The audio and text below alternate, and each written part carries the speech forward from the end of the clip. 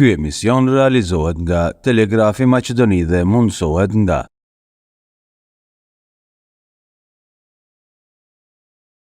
Përshëndetje profi. Përshëndetje Venar. Si je? Mirë, faleminderit. Është e diell, injuzim edhe koha si me qenë janar. Po Kjo, çka me bo? e kemi realisht ftohtë më shumë se sa ngrohtë. Po, Zgjat dimri. si shkon puna? Mirë Venar, mirë shkon puna me angazhime, me të përditshme, me aktivitete profesionale si zakonisht, me punë në fakultet, ç'është mirë, përgjithësi. A na këndosh diçka thjesht pa pare, muzikë pa pare, mos e lëshojmë radion. Me shumë kratësi. More mi kanë thonë se shumë shëtejtën nata mara mos e marë. Shumë shëtejtën natën ishte hivi katën dota mare nuk e lo. Shumë shëtejtën natën ishte hivi katën dota mare nuk e lo. Kjo është një këngë e vjetër, është një këngë Tetovare. shumë, po, një këngë tetovare e vjetër dhe me motiv interesant, domethënë dalja e djemve të ri se si kanë jetuar, si kanë dashuruar, mënyra se si kanë edhe ata kanë dashuruar në mënyrë shumë të mirë. Edhe ne i shkon pak emisionit se edhe ne shëtitje më veç natën, jo po ditën. Po. Si shkon, domethënë kam pa tash është koha e maturave, edhe tregom gjatë gjithë kohës, të paktën 10 vjet e fundit, si janë zhvilluar maturat. Do kisha thënë, unë jam këtu në Tetov si profesor gati 28 vite e gjys. Kam qenë gjithmonë aktiv në për matura, edhe besoj dhe mendoj se nuk kanë ndryshuar. Domethënë, kanë mbetur të pandryshuara. Gati do njëherë mendojmë se matura bëhet si darsma, nuk ka dallim nga darsma. Që do të mendoj se duhet të ndryshojnë, faktikisht maturat duhet të bëhen në stilin e after party për shembull, ku aty do të ketë edhe me DJ, se brenda asaj, po, ka ndryshuar rimët, ka ndryshuar koha, brenda asaj për shembull të ketë edhe muzikë pak popullore, pak qytetare, këngë zbavice dhe të gërshëtohet kjo. E dyta, çfarë është më rëndësi me theksu këtu për shembull se harxhimet janë të jashtëzakonshme brenda një mature. Gati viti fundit bisedohet aq shumë për maturën sa që harohet edhe mësimi, harohen gjëra tjera, lihen anë gjëra tjera. Dhe kur vjen momentet e maturës, harxhimet janë të jashtëzakonshme. Po. Domethënë, edhe kjo është një mendoj se jo aq shumë. Që duhet ndryshohet. Duhet të ndryshoj. Ato vajzat të reja, djem të ri, ka nevojë të vishen modest dhe modern. Po jo me veshje si ndarse. Po, i blejnë taka 300 euro dhe pastaj vallëzojnë pastaj i hekin. Këmbëzbardh. Pastaj i hekin. Domethënë, humb ai efekti ose sa hin në lokal nuk shkon gjysmore dhe i hek edhe fustanin që e ka blej. Po, e blen edhe se duhet të vallëzoj më komod. Më lehtë, po. Këto janë ato që mendoj se duhet të ndryshojnë.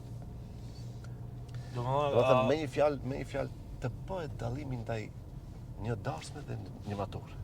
Po. Se në darsëm ke gëzim tjetër, kategori, të gjitha kategoritë e moshave janë aty, ndërsa në maturë ke një moshë e re që duhet të jetë me dinamizëm edhe këtu do të ndryshohet. Po.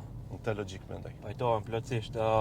Për darsmat si janë zhvilluar tash në krahasim me pasi profi ka këndu të darsma jem, edhe unë nuk marr njerëz që nuk bashkëpunoj vetë, nuk marr njerëz në emision, kështu që është sugjerimi im për ta marrë profin në për gjitha darsmat që i mendoni, edhe këtë ndërkohë ka paguaj, po thjesht e thon për zemrës. Darsmat në kohën time, në 2017 kur jam martu, kanë qenë shumë më thjeshtë, ata janë bërë si festivale. Domethënë me ato lodrat, me ansambli edhe krejt që janë përfshim. A është kjo më e shtrenjtë? Krahasim me para 10 vjetëve? Unë në fillim të doja t'i falenderoj të gjitha ata njerëz, të gjitha ata familje, të gjitha ata të cilët më kanë besuar mua në gëzimet familjare edhe sinqerisht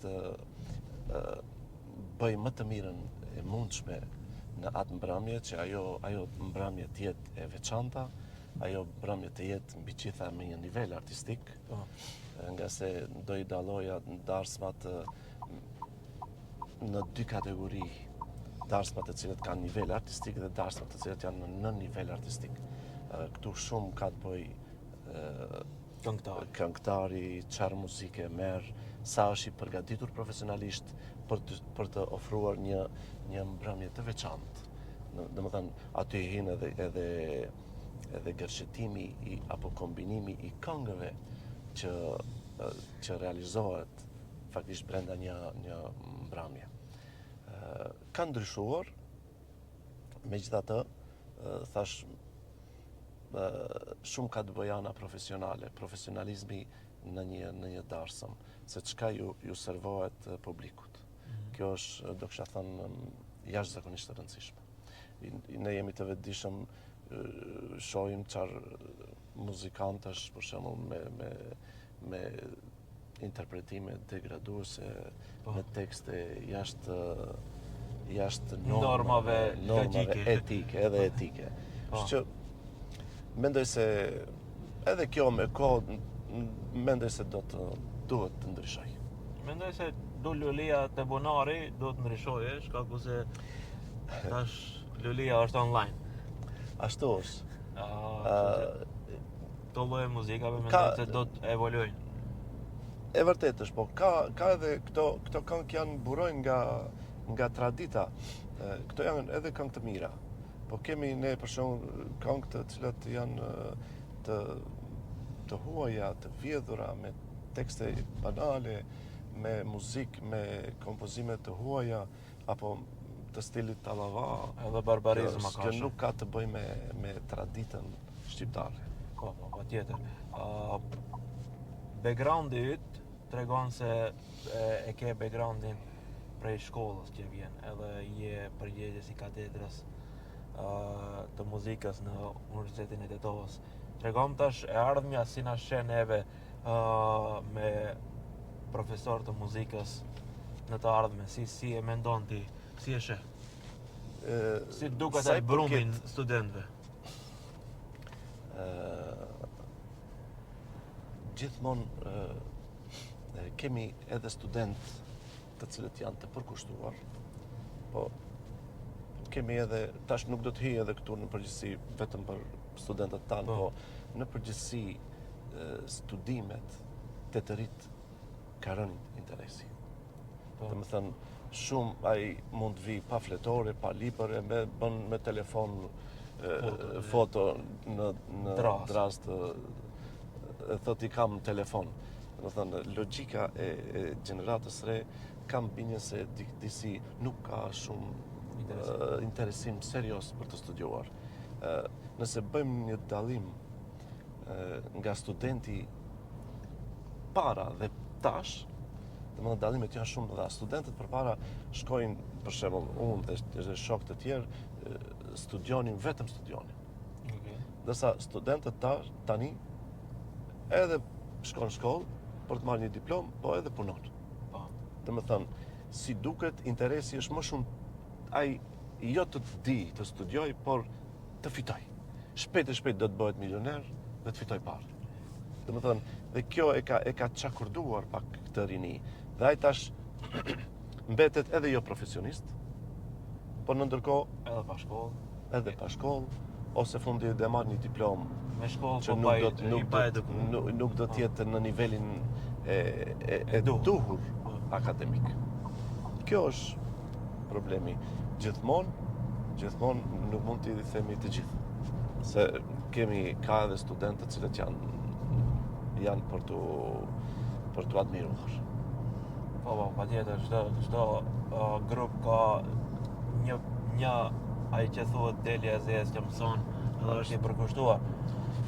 Tregom profesor, çdo profesion ka konkurrencë të pandershme, jo lojale. Te profesioni juaj çfarë domi u bën konkurrencë e pandershme? Është e vërtet, konkurenca jo lojale është gjithandej edhe këtu është ashtu, domethënë këtu lidhet edhe me në shumë drejtime, për shembull, mediat, të cilat gjithkohës transmetojnë artistë të cilët janë në çdo nivel. Po, Këtu lihen anësh këngët e mira, artistët e mirë, vetëm se ai mund të ketë lidhje të ngushta me gazetarin, me drejtorin, po. mënyra të ndryshme. Domethënë, kjo është një konkurrencë jo lojale, kjo është një konkurrencë që artistin e mirë, këngën e mirë e lën në hije. Dhe publikut i servohet një këngë jo e mirë. Dhe ai dal nga dal fillon të jetoj me ato. Të bashk jetoj me ato ditë e natë. Se nëse transmetohet tmerrsisht në radio, në televizor, në për gazeta, në për mediume të ndryshme, edhe ti e servon një konkurrencë e cila është krejt pa vlera kashi asaj tjetrës. Dhe kjo është e bën më të vështirë domethënë ndaj artistëve të mirë dhe këngëve të mira. Tregom tash a keni tentime ju që të largohet kjo konkurenca jo lojale? Domethënë ne si mediume kemi çdo herë luftojmë për të drejtat tona si mediume, po ju si këngëtar si e keni atë luftën ndaj konkurrencës jo lojale? A flisni me ata që ju bëjnë konkurrencë? Ja, ne nuk kemi forcë për t'i ndaluar këto, nga se nuk kemi institucion, unë nuk jam institucion për t'a ndaluar. Domethënë, për t'a ndaluar këtë, duhet të jem në institucionet. Institucionet shtetërore e ndalojnë një transmetim apo një këngë jo artistike, ata mund t'a ndalojnë. Ndërsa ne si persona fizik, ne nuk mundemi t'i themi mos këndo kështu, mos këndo ashtu. Ai thotë mu kështu ndo populli. Po. E kupton? Kështu ndon tjetri dhe faktikisht ne nuk mundemi ta ndalojmë. Kjo ka të bëj çka duhet bëj ne si profesionist. Ne bëjmë atë që kemi më të mirën e mundshme. Po. Kjo është ne si profesionist publikut i ofrojmë këngë me vlera, i ofrojmë muzikë të mirë dhe kjo është ajo që ne e ofrojmë te publiku. Dhe ne nuk kemi të drejtë t'i ndalim tjerët mos këndo kështu ashtu. Atë ka të drejtë vetëm institucionet. Okej. Dhe institucionet nëpërmjet mediave, nëpërmjet portaleve, nëpërmjet këtyre gjërave dhe faktikisht ti e ndërpret një këngë, kuptohet aty do të ketë një komision profesionist, i cili do t'i vlerësoj gjitha këngët, gjitha kompozimet, interpretimet e kështu me radhë. Për të drejtat autoriale, a keni të caktuar në një ligj për muzikat, për mënyrën se si funksiononi, pasi njëjtë si te mediat edhe te pjesa e muzikës është një katrahur, që nuk i di ku i ka kufit edhe çfarë muzike këndon. Po, për të drejtat autoriale, s'di çfarë të them, unë është Zampi atje në Shkup, ku mund të bësh një regjistrim. Unë kam bërë ato këngët e mia, i kam regjistruar atje, po ajo është pjesë e cila nuk funksionon si çdo gjë tjetër. Po, nuk funksionon edhe nuk e di se si funksionon bile. Se nuk e kanë treguar se si funksionon, për atë nuk e dim, edhe prap ne nuk mundemi s'kemi qasje në këtë drejtim për ta menaxhu, për ta nuk e di.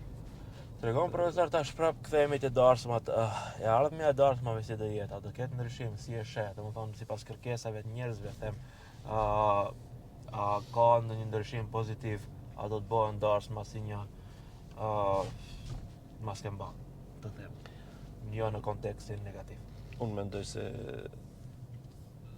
ndryshojnë, do të ndryshojnë, se vetëm edhe kanë filluar të ndryshojnë, për shembull, përpara bëj një darsma me numër shumë të madh të mysafirëve, ndërsa tani është minimizuar pak, edhe muzika, kombinimet, arrin të ndryshojnë dal nga dal, fillojnë edhe në përdarsma me DJ pjesërisht të bëhen, me këngë zbavitse të bëhen, me pjesë këngë qytetare, domethënë arrin të kombinohen. Po këtë e bën gjithmonë edhe unë flas edhe për veten, ndaj bëj edhe unë. Po. Domethënë të ambientohesh në ndryshim. Po, kemi nevojë të ndryshojmë edhe me muzikën moderne, të bëhet të hyj, domethënë ndryshimi në muzikë të servohet publikut edhe lloje tjera të zhanreve. Nuk është e thënë vetëm popullore. Mendoj se do të ndryshojë. Po, shpresoj se do të ndryshohet pasi gjendja e një populli njihet në gëzim dhe në hidhrim. Aty shifet. Ashtu është. Aty shifet mënyra se si sillesh, pasi janë të përfshira emocionet, edhe kur nuk mund t'i kontrollosh emocionet, nuk mund ta kontrollosh edhe sjelljen. Fakt nuk mund ta japësh një sjellje të rrënjshme kur je ke emocione pozitive ose negative. Profesor, tash jemi në vetur, edhe ne kemi patjetër të japim sugjerime edhe të japim shembuj se si mund të ndryshohet sjellja jonë në komunikacion, pasi të dy e kemi përgjegjësi, ti si profesor, ne si gazetar. Tregom një gabim që ke bërë me vetur edhe që ke mësuar dhe mua nuk e bën. Me që e kemi të komunikacioni, atëherë në komunikacion mendoj se edhe kur ke të drejt, duhet t'japesh përparësi. Po. Ndërsa nëse e marrim këtë në aspektin e jetës, unë si artist dhe njeri publik jam shumë i kujdesshëm Në komunikacion. Po edhe në komunikacion, po edhe para qytetarëve, kam kujdes të jashtëzakonshëm që mos bëj gabime dhe realisht nuk bëj gabime. Gjithmonë njerëzit ndaj meje kanë borxh. Po. Normal. Kanë borxh ndaj meje. Nuk e di, ai borxhi mund të jetë ndoshta edhe nga xhelozia ose nga inati. Po. Po unë lë gjithmonë në ndërgjegjen e tyre, nga se ndërgjegja është ajo që të vret. Po. Dhe ajo do t'i shoqëroj gjithë jetën ata të cilët më kanë borxh. Mendoj se ndërgjegja e tyre është më do të përballen ato gjithë jetën me ndërgjegjen e tyre. Ndërsa unë si artist jam shumë i kujdesshëm dhe që të mos bëj gafe, mos bëj budalloqe dhe realisht nuk ndjej ndonjë faj ndaj publikut, para publikut apo ndonjë gaf. Natyrisht se njerëzit në jetë edhe bëjnë gabime, por nuk është mirë me i përsërit. Po, patjetër. Thjesht në të gjitha, jo vetëm në komunikacion, edhe të jemi shembull për ata se pasi neve na bie bara e edukimit, informimit edhe gjatë gjithë kohës, ne do të jemi ata nismëtarët, pjesëtarët e ndryshimeve pozitive në shoqëri. Faleminderit shumë për kohën. Po faleminderit edhe ty, unë do doja të të pyes një pyetje ti nga kjo ideja e intervistave në Përvetur. Realisht, thjesht pasi duhet të lëviz shumë, edhe duhet bëj diçka në këtë drejtim për pjesën e profesionit, po desha ta kem në lëvizje pasi nuk jam i tipi studiove. Nuk mundesh të më shtish në studio, kështu që e gjeta një kompromis mes asaj që dua edhe asaj që mundet. Kjo e bukur, po. Ideja është shumë e mirë. Faleminderit shumë. Suksese, faleminderit. Faleminderit shumë për kohën edhe për gjitha pjesët e sinqerta që i tha në emision. Ishte kënaqësi, faleminderit. Sukses. Ky emision realizohet nga Telegrafi Maqedoni dhe mundësohet nga